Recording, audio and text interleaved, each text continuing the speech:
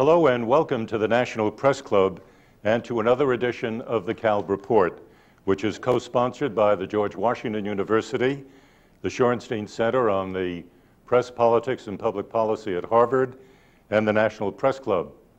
I'm Marvin Kalb, the Executive Director of the Washington office of the Shorenstein Center. Our program is called Journalism at the Crossroads. Our guest is Gerald Levin, the Chief Executive Officer of AOL Time Warner, which is without doubt the world's largest, most powerful communications company. Also without doubt, that makes Gerald Levin, the CEO, the single most important, most powerful person in media and communications. His face may not be as well known as Dan Rather's, but Levin makes the decisions. Now, about what, you may ask? Well, very quickly, let me give you just an idea. AOL Time Warner owns, among many other things, Harry Potter. The books, the movies, the T-shirts. It's said to be the biggest franchise since Star Wars. May prove to be even a bigger one. AOL has 32 million subscribers. Time Warner has a magazine division with 160 different titles, including such as Time Magazine, People, Fortune, Sports Illustrated, many more. Time Warner also has CNN, the most watched cable news operation in the country, though lately Fox has been moving in. CNN has the technological capacity to reach 1 billion people around the world. Warner Brothers, also part of this conglomerate, makes movies, as you know. It has a library of 7,000 feature films, and its cable system reaches 20% of American homes wired for cable. Turner Broadcasting owns 4 of the top 10 cable networks in the country. HBO ranks #1 in pay television with hits such as The Sopranos and Sex and the City. Warner Music Group owns 1 million music copyrights. I could go on, but I think you got the idea. Please do. Gerald Levin has clout. When he speaks, people listen. Last Wednesday he spoke, and his words stunned Wall Street, the media conglomerates, and the world of journalism. Levin announced that he was resigning next spring. Big question, why? And maybe that is, in fact, a good place to begin our conversation. And for the sake of truth in advertising, this is not the first time that I've met Jerry Levin. He's been on a number of my panels in the past, and that is the one terrific reason to bring him back. I'm going to call him Jerry. He can call me whatever he likes. So, Jerry, why the resignation? Why now? Well, you know, when you make movies, what's interesting is most filmmakers, the most difficult part of it is how to end the movie. And we actually do a lot of market testing. In several cases, it's been altered. In many cases, it hasn't worked. I believe the same thing applies to a career and the issue of succession. And normally, I think people fall in love with their identity, which is coextensive to their position, and are reluctant to leave. My own view has always been that probably the most important decision I'll make is who I would recommend to be my successor. And over the period of the last couple of years, it became very clear to me that we had a team. In the case of Dick Parsons and Bob Pittman. In the case of Mr. Parsons, just an extraordinary human being who I felt had imprinted in his DNA going forward values that I thought were really important. And at age 53, he was ready. So I defined my own view as to when I should be ready, that he's prepared to take it on. At the same time, I want to bring joy to my family, and this announcement has done that. You haven't quite answered the now part of it. Why now? The now is more complex. you know, I think most people are not totally capable of psychologically analyzing themselves, so I'll try not to do that. But in addition to this view I've articulated about succession, I would just say to you personally that for a lot of reasons, since September 11th, it's probably been more of an emotional experience for me, not that I can point to a direct link to the suffering of so many people, but I think it caused in me to reflect on what happens to families when there is a sudden, violent, inexplicable death of someone you love, and I think it's affected me deeply. Why should that then lead to a change in my own position? I think it's an emotional issue.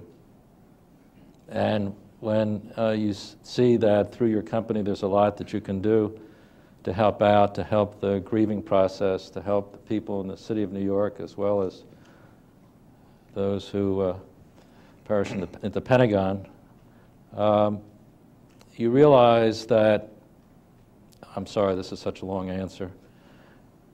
In the case of terrorism, it's always been there, and yet we now recognize it and now see it. In the case of our own mortality, or what's important in our own lives, and defining who you are and what are you doing, to recognize the fragility of life probably caused you to think more about ultimate issues. And I think that's what's happened to me. And frankly, I could go on and describe what it's like to be CEO of a company. There is no preparation for it. Many people think they should be CEOs or they've had sufficient training.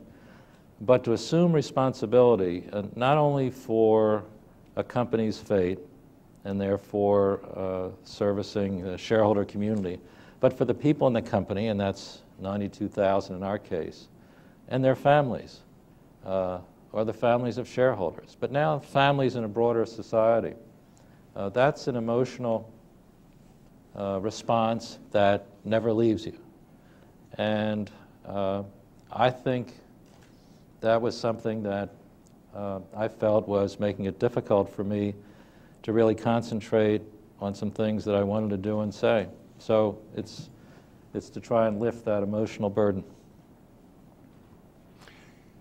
Since you made the announcement last Wednesday, there's been, as you can imagine, a great deal of speculation. I'm sure you've heard and read most of it. Newsweek today speculated that one reason for your resignation was a growing strain of tension between you and Steve Case at AOL.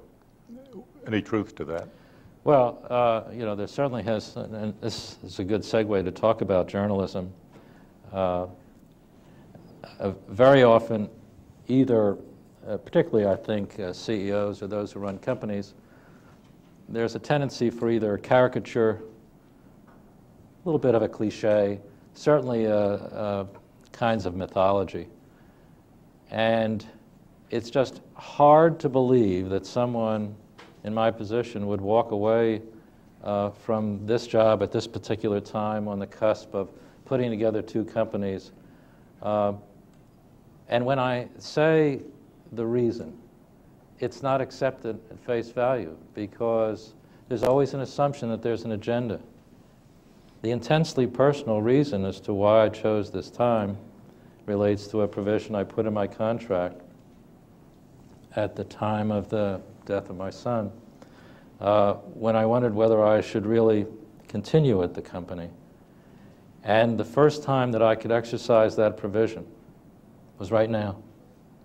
You mean in terms of what was written into the contract? Yeah, which was written in 4 years ago when I wanted the ability to trigger a 6-month notice period at my option as opposed to at the corporation's option to end earlier than what my contract said. Mm-hmm.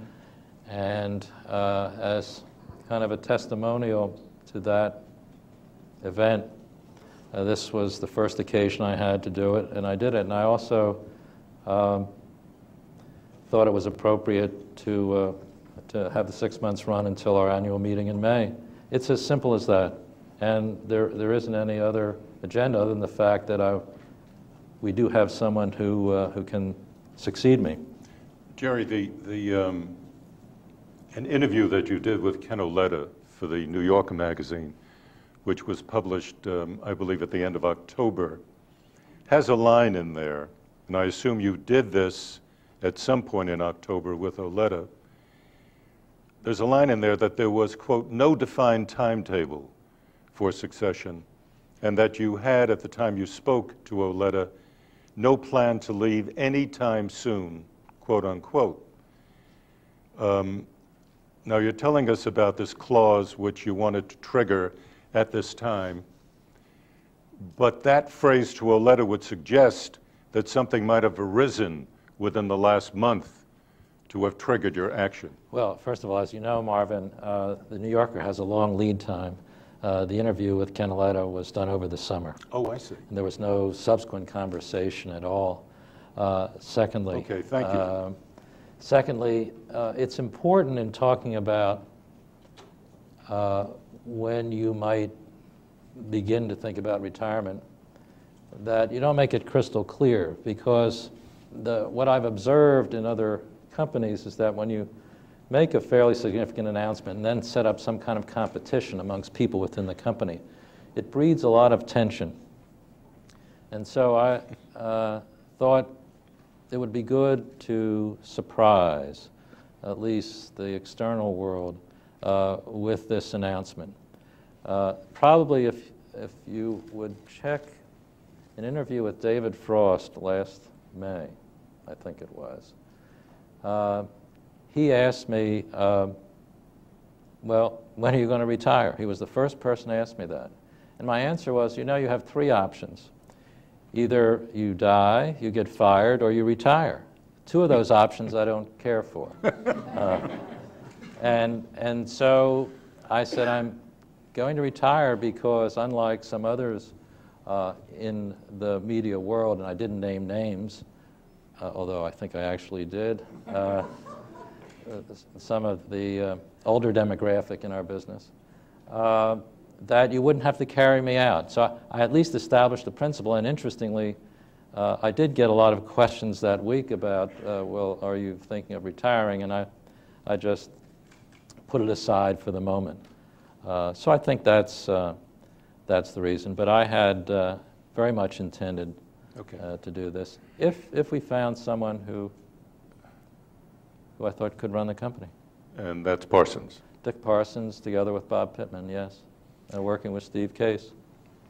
Let me go back to September 11 a little bit. One of your colleagues was quoted in the New York Times last Thursday as saying that September 11 affected you, quote, deeply and personally. And I think there was some reference further down in the story that it was linked in some way or another in your mind to your son's death back in 1997. Was there, in your mind, a linkage between your son and the mass murders that took place on September 11? For my family and for me, yes. And, you know, it comes with struggling with this notion of why do the just suffer, and the existence of evil touching your family. And to see the faces and the cries of young people who had lost their relatives whose only sin was to go to work that morning, it opened all of the emotional wounds that we had and my family had. And certainly in New York and within our company, I found almost immediately that there was this collective grieving process taking place. And whether you were directly affected because someone you were close to had perished, or you actually saw it happen, And if you didn't see it happen, although most people in New York certainly did, you saw the images on our media services. And I think these images were profound. And so we began almost immediately doing things as a company, and I do think this is significant, that maybe companies don't ordinarily do. First of all, in those early moments, we had to help the mayor set up his command center with digital cable lines and mobile communicators. But then we helped set up the Family Assistance Center. And I think we're the only company in there other than the city and the state and FEMA.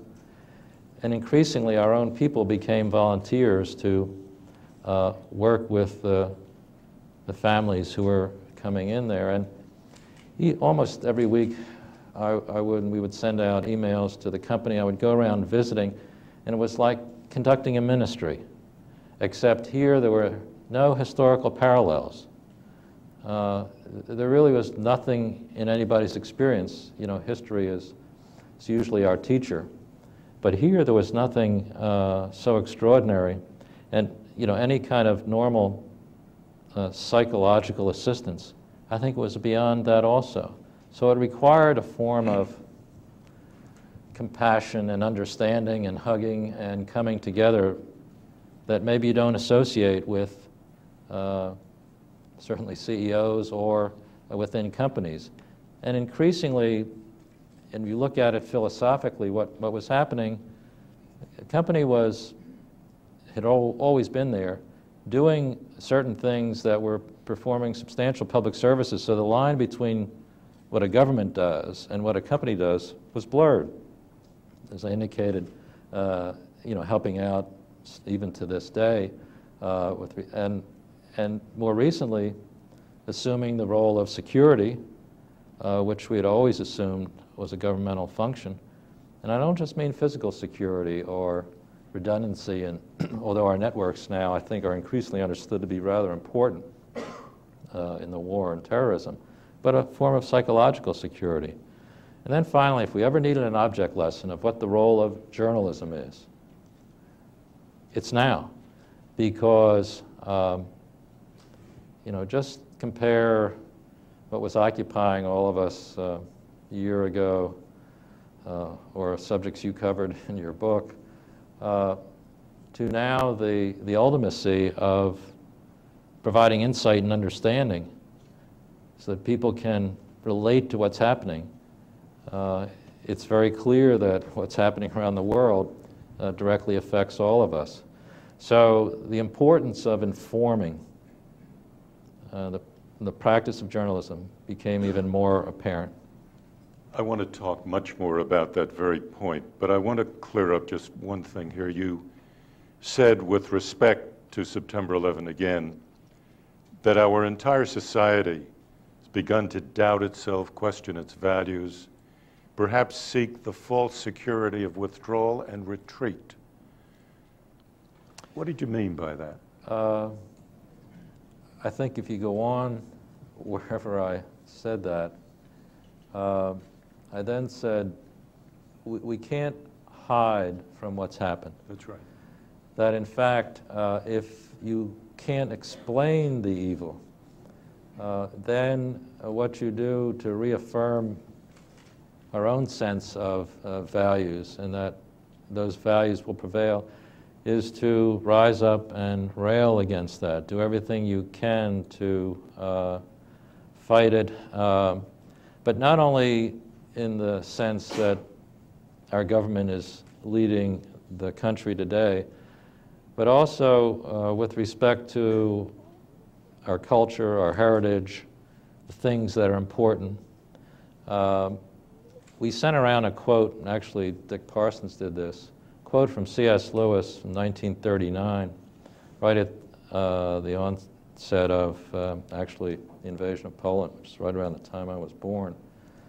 And he basically said that this is not a new era. We've always known that we were on the razor's edge. And the most interesting advances in human culture and the heritage that we have usually come in these darkest hours when you return to the things that are really fundamental, including not only in journalism, but music and theater. And we saw that curiously played out over and over again, even in the camps in Germany, that there's something about the human spirit that rises up when it's really challenged, even by this inexplicable force. And so I was simply saying, we just can't retreat. We have to recognize this kind of affirmation. I took a lot of philosophic comfort, certainly as a younger person, in the resistance movement in the Second World War, particularly in Europe. Certain writers who couldn't explain what was happening, and they might have lost faith, but through resistance, rebellion, and in certain cases death, that's how the human spirit, whether it was an uprising in a ghetto, what took place on the plane that went down in Pennsylvania. It's all part of this human spirit against evil, which persists and probably always will. I'm puzzled in one respect here. In several months, you're going to join a fairly large army of formers. You're going to be a former CEO of AOL Time Warner. But before you made your announcement last week, before you became, in effect, a lame duck, you had, given the bully pulpit that you've referred to also, given the bully pulpit of AOL Time Warner, you had a built-in power center. You could talk, and people would listen to you and try to figure out what is Jerry Levin really getting at here. Wow. Because you were recognized as a power. Now, I don't want to make you feel bad on this thing, but once you leave power, and there's a glowing record of that here in Washington, D.C., once you leave it, people then look to the new power center. Mm-hmm. They're not that interested then in what it is that a former has said. So why leave now? It is, given everything that you've been telling us now, you have so much more of an opportunity to express yourself from the bully pulpit. Why go? This is the most difficult issue for me to articulate, because you're giving me the arguments that my wife gave me. And she said, no one will listen to you after May.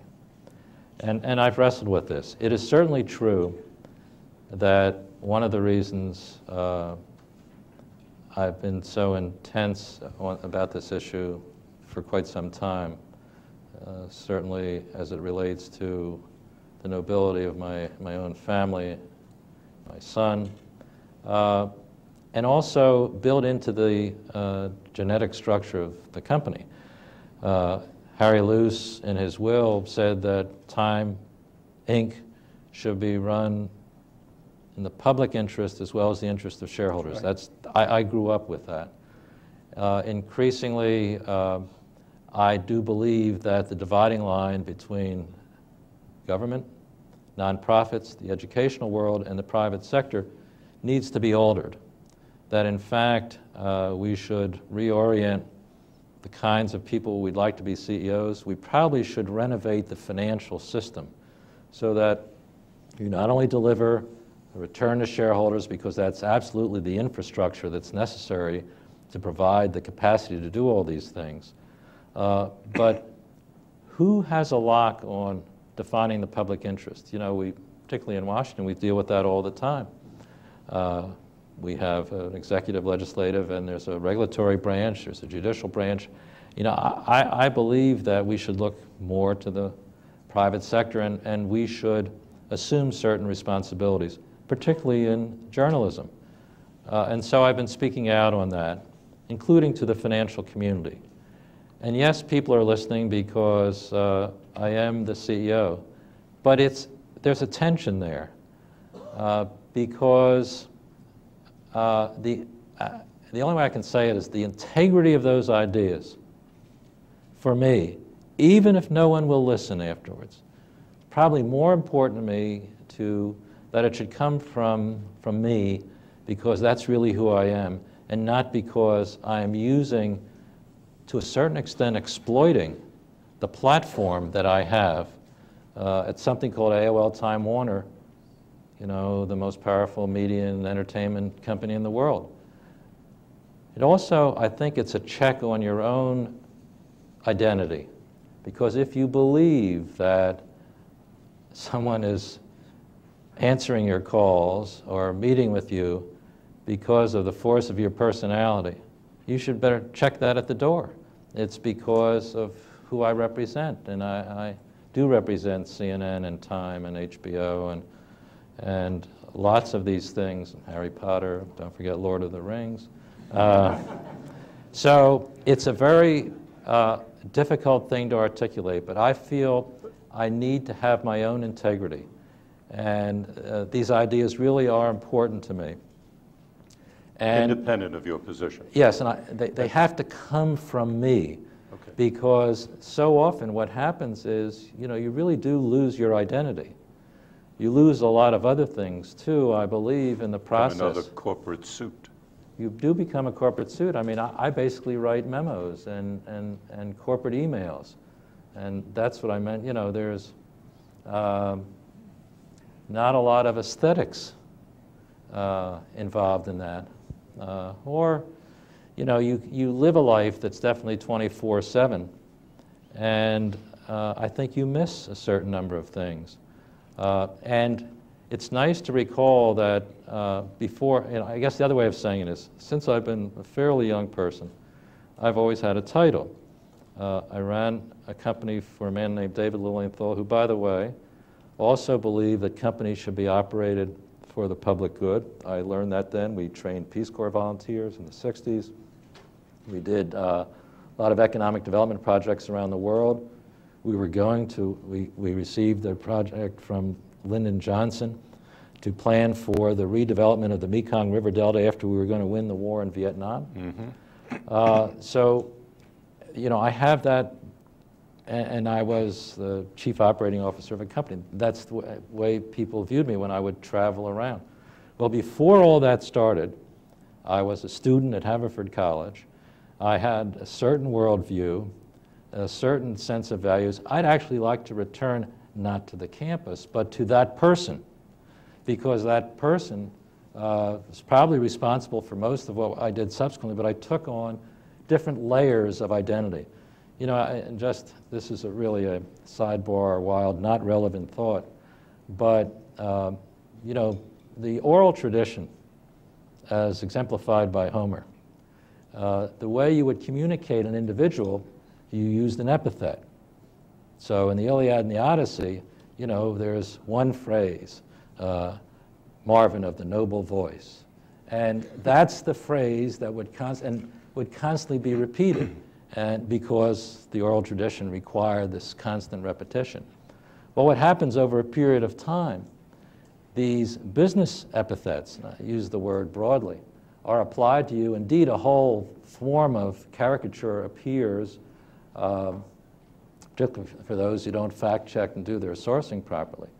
And so I just want to take all that off and return to something that's much more essential.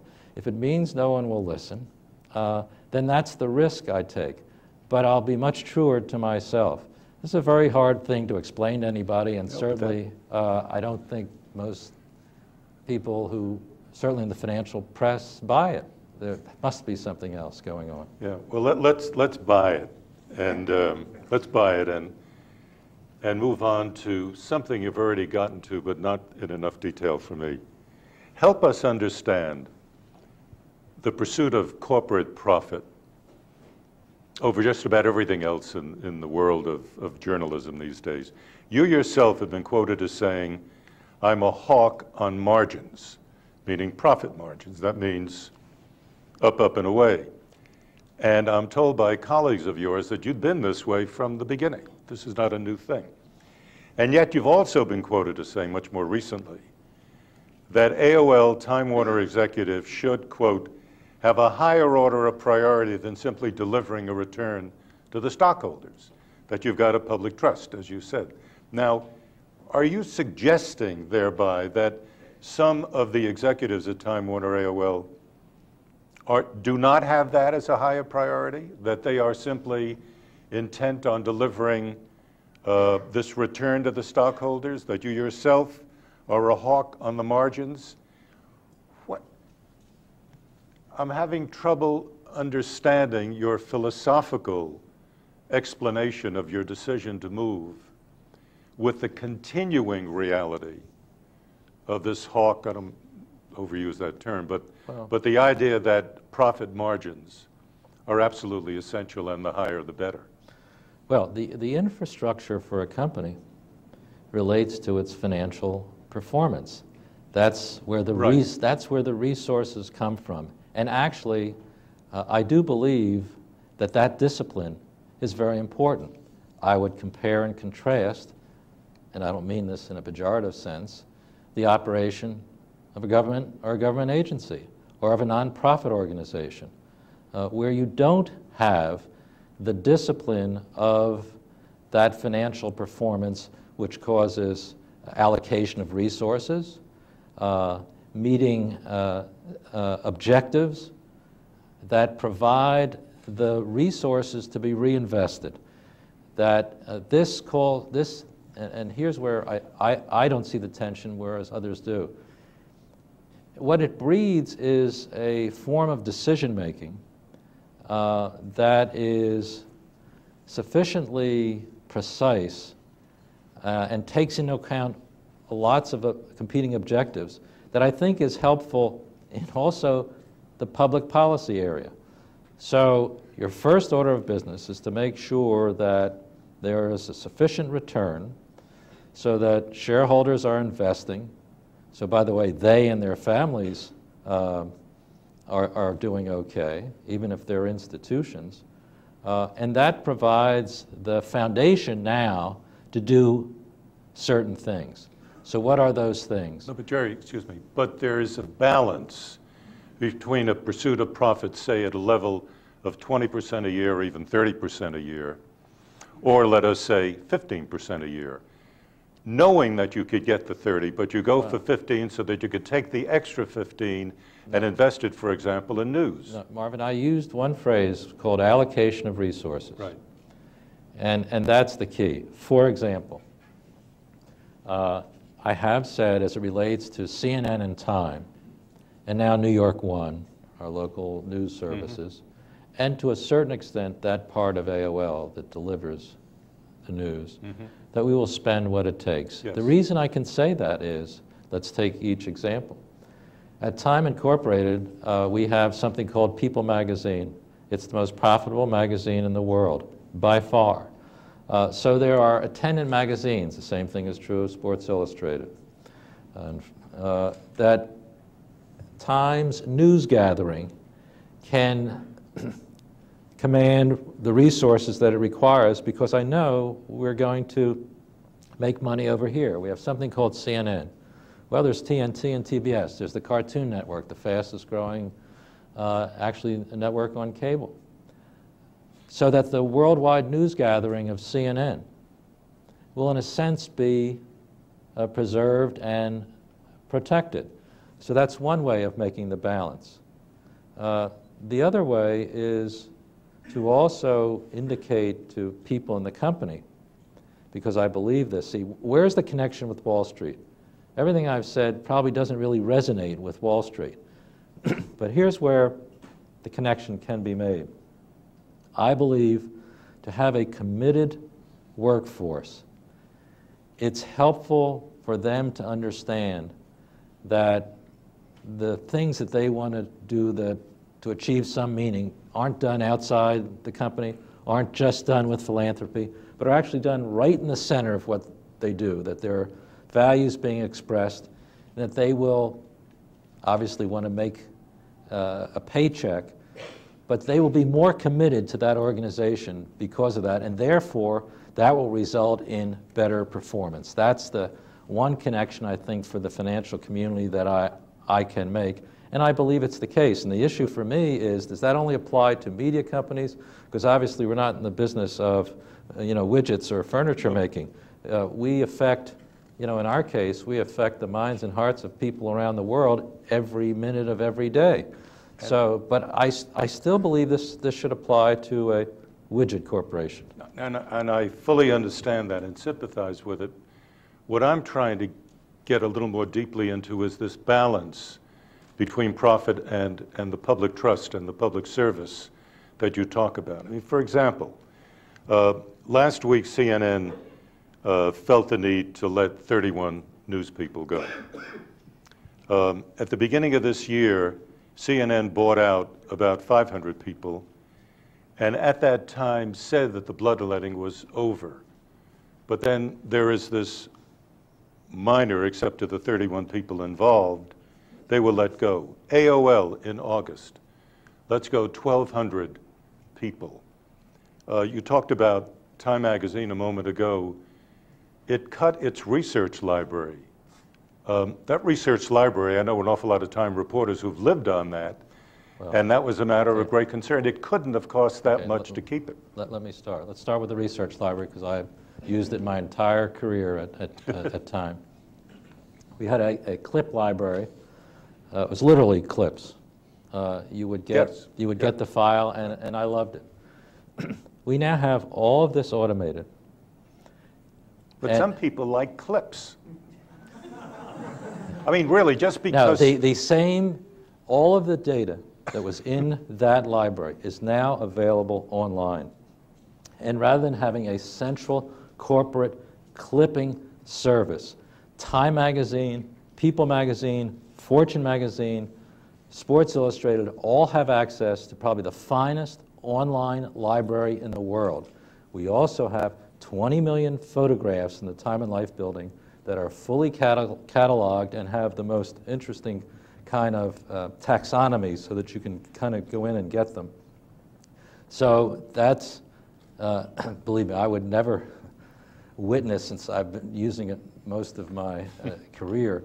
So that's the answer there. CNN, Walter Isaacson, the new president of who is CNN. Probably one of the finest journalists in our company, is making his allocation of resources. He's hired 175 people for certain areas that he's emphasizing.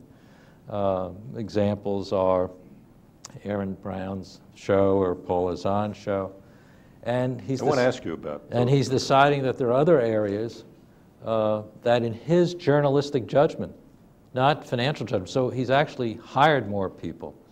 At the beginning of the year, CNN did something that primarily related to the buildup of the internet, particularly the internet side of CNN, CNN.com, because with the AOL Time Warner merger, we were essentially able to use the AOL infrastructure for CNN.com, Time.com, all throughout the Time Warner internet services. And that's what that primarily related to. You know, interestingly, you had one other area that I... AOL, 1,200 people. Yeah, AOL, of course, I mentioned before that there's a part of AOL, but the business side of AOL is subject to the, you know, the marketplace itself. It doesn't have the same, particularly in its essence, news gathering functions that CNN and Time have. Let me go back in history and tell you why I'm a product of all of this. Life magazine, which was, I often quote the prospectus for Life that was actually kind of a touchstone. It was written by Archibald MacLeish, although Harry Luce took credit for it. And it was essentially to see life, to see the world. Life magazine at a certain point, if you took its percentage reach as a percentage of the population in the United States, was the biggest mass market news operation in history, larger than the networks. I know this because I've studied it all. Life magazine never made much money at all, never. The networks didn't either during those years. Well, they're trying. I mean, the news departments of the networks. But this is, you know, an essential part of American journalism. There was a Lucian tradition of where it really counted you'd spend the money for it. Mm-hmm. That's the premise that's worked its way through time and now CNN. And I'm very comfortable with the fact that there appears to be a tension between dogged financial performance and delivering the highest quality journalism.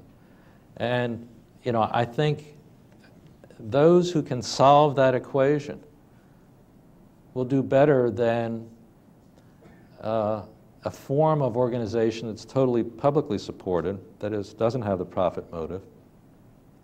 So it's not that I'm comfortable, but it was important to me to make sure that this approach, these values, are built into the organization. And so what we did for the last couple of years, we actually ran, first of all, we have a values committee on the board. There are very few companies that we have a finance committee that vets the financial plan and audits the financial statements.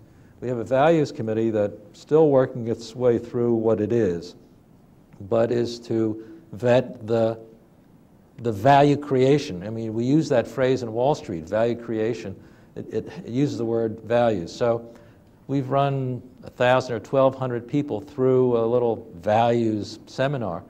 We've asked them to be the CEO and give them tough questions, tough journalistic questions, tough questions about violence in the media, music lyrics, and get into their being the response mechanism for this. Because here's something I didn't mention before. Being the CEO is not a particularly powerful position, because all the important decisions are made every day by people who are creating a magazine, making a movie, servicing a cable system, recording a song. They all work for you. That's why my role has been to set at the highest level some broader recognition that values are important. Let me get onto it. We But don't have that much time. I have about 500 questions. Fine. I just don't want that to pass. It is, No, go ahead. It is important that the people who are making the real decisions are the people on the line. Mm-hmm. And your assignment is to make sure that they understand what you stand for. It's important that they do it, not just that you represent that. I felt that was my assignment. Okay. I have a question. You mentioned Paul Azan before. I wanted to ask you if you can do this, because I've never heard it done before. How do you calculate? How does the boss level at a network, at a conglomerate such as AOL Time Warner, calculate the worth of talent? How is Paul Azan worth almost $2 million? How is Larry King worth $7? Perhaps if he goes to Fox, 10. What is the value system that you place on this? Does it just relate to the number of, as they put it, the eyeballs that are brought in, the ratings, the circulation if you're a newspaper? Well, what's the value of Jewel or Enya, to take two of my current favorites? It's, let's step back a second. First of all, we do have journalistic independence. Walter Isaacson or Norm Pearlstein, they make those judgments. They don't check with you on a salary that large? Not this. Well, it's the same thing with the movie. There may be certain guidelines or understandings, but the specific decisions, we did not tell Alan Horn that he should pick Chris Columbus to direct Harry Potter as opposed to someone else. Mm-hmm. And we would not tell Walter Isaacson that Larry King should be re-signed. We might hint at that. So now the question of values, it's all a part of the marketplace. And it runs through everything, including what's the salary structure of an executive.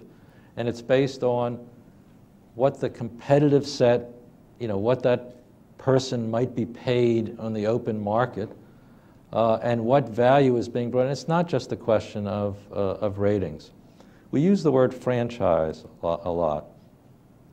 That's simply a code word or a surrogate for something that has broader applicability and appeal than the specific usage, which is ratings in television, or usage, number of people who go to the box office, or usage, the number of people who watch an HBO show. But you're not really saying, are you, Jerry, that somebody, I shouldn't be picking on one person, but somebody such as Paul Lazan, just brought into CNN from Fox, has a franchise value? Well, now let me use another example, so we'll stay away from that for the moment.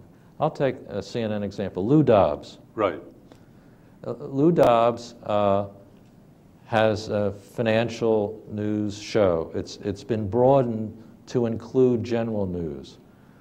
There is an extra dimension to Lou Dobbs. It's an X factor. It's an ineffable thing. Therefore, I can't describe it. That means there's a certain attraction to what he does, a certain authoritative nature to what he does that goes beyond any judgment that you could make. And we see that, and by the way, here's a little thought.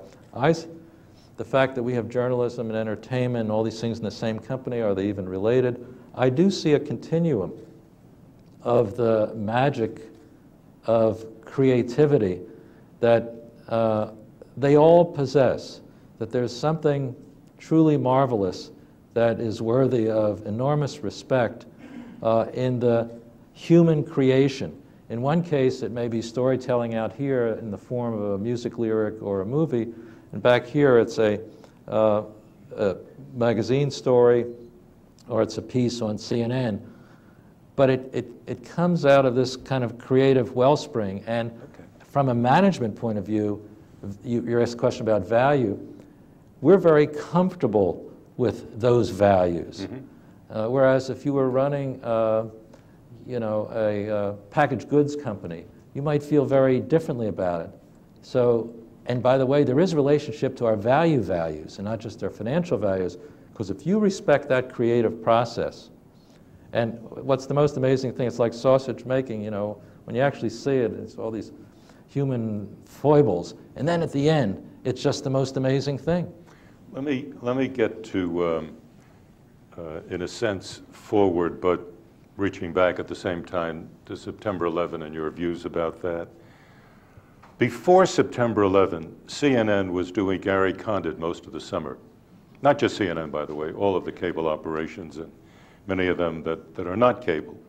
In 1998, you generically here were doing Monica on just about every program. During the O.J. Simpson trial, there was nonstop coverage of that. And so those of us who worry about journalism, not today, but tomorrow, next week, can we be sure that AOL Time Warner, after you've left, in the time that you still have there, are going to provide the resources that will be necessary for better, more diversified, higher quality journalism? And I ask this because you do have 5-6 months left in this very powerful position. What can you do while you still have all of this power to ensure that good journalism will carry on after you've said goodbye? It's all about people. It's totally about the people that you entrust your future to. And in this case, for example, in the case of Dick Parsons, since 1994, we have worked closely together. I think he has ingested the importance of journalism, even in this large company. And then I go to Walter Isaacson at CNN or Norm Pearlstein at Time Incorporated. They come from the finest journalistic traditions. And we've made it very clear that at the heart of the company is this notion of journalistic independence. And you better report, and I'm going to have one short comment about why I think it's true in our case. without fear or favor. It doesn't make a difference what any business executive at our company says, what any advertiser says, what any government says. You're going to run with it. To me, the touchstone of journalistic independence, does the company, not everyone agrees with this, cover itself? And all you have to do is read the pages of Fortune, Time, covering the things that AOL Time Warner does, because they are unafraid of that, that there is a business side to the company. And I've made that very clear. Not all companies do that. But how can you be sure, after you've left, that it's going to be pretty much a continuation of the spirit that you brought in? You said that you imprinted, that was the verb you used, your value system on this new set of people. I've tried to institutionalize it. We have a values committee of the board of directors. There is an articulated set of values. They're written down. Centerpiece, there are two that I like a lot. One is called journalistic independence, and the other is respect for the creative process, even at the risk of controversy. I made sure that little phrase was in there, because I've been subject to that. Those are part of the values that are written into, they've been adopted by this combined new company, and you go back and you can find a lot of the roots right at Time Inc. So there's a values committee of the board institutionalized. There are an articulated set of principles. And now we have, I mentioned 3 people. It's true of many other people. That's the way I feel I can institutionalize it. If you go into Steve Case's office in New York, there is a picture of Henry Luce in that office. Mm-hmm. Now, Steve Case came from AOL, from a different tradition. But over time, that's what's happened. That's where we are. I mean, all you have to do is, travel around the world and see the importance of Time and CNN. See what it means. Yes, our movies are there. Yes, our music is there. Yes, our other networks are there. But when you know that governments, when I know that those in Afghanistan are watching CNN. Yes, they are. When Time made Ted Turner Man of the Year in 1991, there was a profound idea under that. And it basically said that CNN had demonstrated that journalism wasn't only reflecting what was happening, it was actually affecting what was happening, because governments, people around the world, were watching the same information source. That's an enormous responsibility. And anyone who kind of assumes this role now of CEO takes on that responsibility. So I feel comfortable that this has been institutionalized, and I will do everything I can in the remaining period to ensure that. We've got only a couple of minutes of the interview part of our program left, and I want to throw a quote back at you. When you were asked to explain why you were leaving, you said, "I want the poetry back in my life."